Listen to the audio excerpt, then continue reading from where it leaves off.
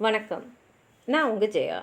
இன்றைக்கி நம்ம இந்த வீடியோவில் எட்மண்ட் ஸ்பென்சர் எழுதின being my self captived here இந்த சானட்டுடைய சம்மரியை பார்க்கலாம் வாங்க. இது அவர் எழுதின அமரோட்டி சானட் சீரீஸில் 73வது சானட்டு. இது அவர் எலிசபெத் பாயல், அதாவது அவருடைய காதலிக்கு அவர் எழுதினது. இதில் அவர் ரொம்ப சந்தோஷமாக என்ன சொல்கிறாருன்னா, நான் என் மனசை முழுக்க உனக்கு கொடுக்குறேன், நீ எனக்கு உன்னுடைய இதயத்தில் அனுமதி கொடுத்தா நான் ரொம்ப சந்தோஷப்படுவேன், அதே சமயத்தில் நீயும் சந்தோஷப்படுற மாதிரி பார்த்துப்பேன் அப்படின்றத இங்கே சொல்கிறாரு. அதுக்காக அவர் ஒரு பறவையை ஒரு இமேஜியாக யூஸ் பண்ணி அவரோட ஐடியாவை சொல்கிறாரு. இப்போது ஒரு பறவை ஒரு கூட்டில் அடப்பட்டுருக்கு. அந்த கூட்லேருந்து அது தப்பிச்சிட்டு அது எங்கே போகும்? அது மனசுக்கு பிடிச்ச இடத்துக்கு போகும். அதுக்கு தேவையான உணவு எங்கே கிடைக்குதோ அங்கே போகும். அதே மாதிரி அவர் என்ன சொல்கிறாருன்னா, என் மனசுக்கு எது பிடிச்சிருக்குன்னா என்னுடைய காதலி. அதனால் காதலியோடைய கண்களை பார்க்குறதுக்கு அவருடைய இதயத்தில் இடம் பெறத்துக்காக நான் இங்கேருந்து தப்பிச்சு போவேன் அப்படின்னு சொல்கிறாரு. அதாவது எடுத்த உடனே அவருடைய இதயத்தை ஒரு பறவையோடு அவர் கம்பேர் பண்ணுறாரு. இப்போது அந்த பறவை ஒரு கூண்டுக்குள்ளே இருக்குது, ஒரு கூண்டுக்குள்ளே அடைப்பட்ட ஒரு கைதியாக இருக்குது. இப்போ அவர் என்ன சொல்கிறாருன்னா, என்னோடய இதயம் இருக்கு இல்லையா, அந்த இதயம் ஒரு நிலை இல்லாமல் இருக்குது, இங்கேருந்து தப்பிச்சு போயிடணும்னு நினைக்குது. எங்கே போகணும்னா என்னோடய காதலியோட அழகான கண்களை பார்க்குறதுக்காக போகணும், அதுக்காக நான் தப்பிச்சு போகணும். என் உடம்பு, அதாவது அந்த பறவை ஒன்றா கூண்டில் இருக்கலாம், ஆனால் அதோடைய இதயம் எதாலையும் அதை கட்டுப்படுத்த முடியாது. இப்போது அந்த பறவை அந்த கூண்டுலேருந்து தப்பிச்சிடுது. தப்பிச்சு எங்கே போகுதுன்னா, இப்போ அவர் தன்னை பறவையாக நினச்சிக்கிட்டு சொல்கிறாரு, இந்த கூண்டில் நான் தப்பிச்சு போவேன். எதுக்குன்னா என் காதலோட அழகான பொன்னிற கூந்தலில் போய் ஒரு அதில் நான் அடைப்படணும், அதுக்காக நான் இங்கேருந்து தப்பிச்சு போகேன் அப்படின்றாரு. அதாவது அவரோட இதயம் இந்த கூண்டை இந்த சிறையை உடச்சிக்கிட்டு அவகிட்ட போய் அந்த காதலிக்கிட்ட கேட்கணும், உன்னுடைய இதயத்தில் எனக்கு அடைக்கலம் கொடு அப்படின்னு.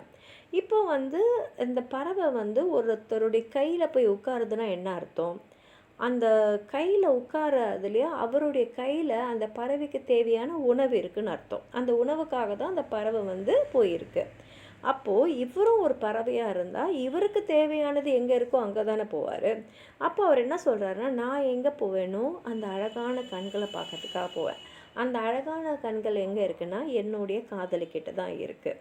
அதனால் நான் இங்கேருந்து தப்பிச்ச உடனே எனக்கு பிடிச்ச என்னோடய காதலியை பார்க்குறதுக்காக, அதை பார்த்துக்கிட்டே ரசிச்சுக்கிட்டே இருக்கிறதுக்காக நான் இங்கேருந்து தப்பிச்சு போவேன் அப்படின்னு சொல்லிட்டு இப்போ பறவை அதுக்கு தேவையான இடத்துல போயிடுது.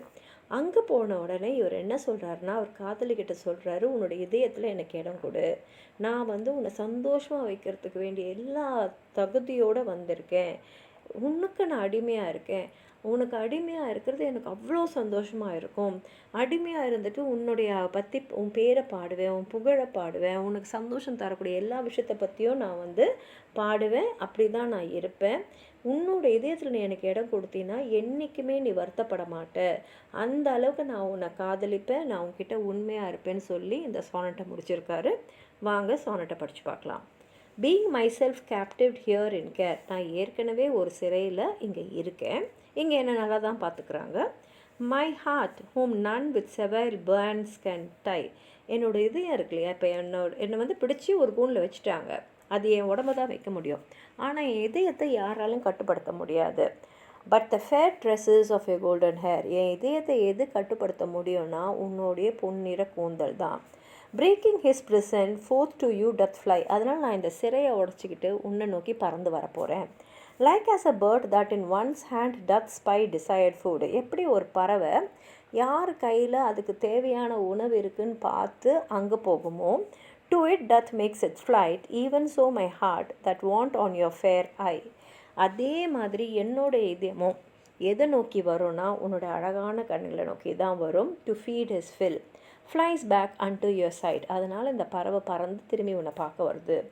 do you him take and in your bosom bright gently engage that he may be your thrall, அதனால் தயவுசெய்து நீ எடுத்து அவனை உன்னுடைய இதய சிறையில் போட்டு பூட்டிடு, அங்கே அவன் சந்தோஷமாக இருப்பான். Perhaps they may learn with rare delight to sing your name and praises over all, உன் இதயத்திலிருந்து அவன் வந்து உன் இதயத்தில் அடப்பட்டு தான் இருக்கான், ஆனால் சந்தோஷத்தோடு பாடுவான். எதை பாடுவான்னா உன்னுடைய பேரை, உன்னை பற்றின அந்த ப்ரேசஸை, உன்னை புகழ்ந்து பாடிக்கிட்டே இருப்பான். that it hereafter may you not repent him lodging in your bosom to have lent. அதுவும் எப்படி பாடுவானா, நீ ஒரு நாள் கூட அவனுக்கு ஏன் அடைக்கலம் கொடுத்தோம் அப்படின்னு வருத்தப்படாத அளவுக்கு உன்னை அவன் சந்தோஷமாக வச்சுப்பான். அவன்றது அந்த கவிஞர் தான், ஸ்பென்சர்ஸ் வந்து அவர் தான் சொல்லிக்கிறாரு. நான் வந்து எப்பொழுதுமே உன்கிட்ட உண்மையாகவும் உன் மேலே வந்து காதலாகவும் இருப்பேன் அப்படின்றத இந்த சோனட்டில் அவர் சொல்ல வர்றாரு. உங்களுக்கு அதாவது சொல்லணும்னு நினச்சிங்கன்னா கீழே இருக்கிற கமெண்ட் பாக்ஸில் எழுதுங்க. இந்த வீடியோவை ஹைப் பண்ணுங்கள், அப்போ தான் நிறைய பேர் இந்த வீடியோவை பார்ப்பாங்க. இந்த வீடியோவை லைக் பண்ணுங்கள், உங்கள் ஃப்ரெண்ட்ஸோடு ஷேர் பண்ணுங்கள். சப்ஸ்கிரைப் பண்ணாதவங்களாம் ப்ளீஸ் சப்ஸ்கிரைப் பண்ணி சப்போர்ட் பண்ணுங்கள். நன்றி.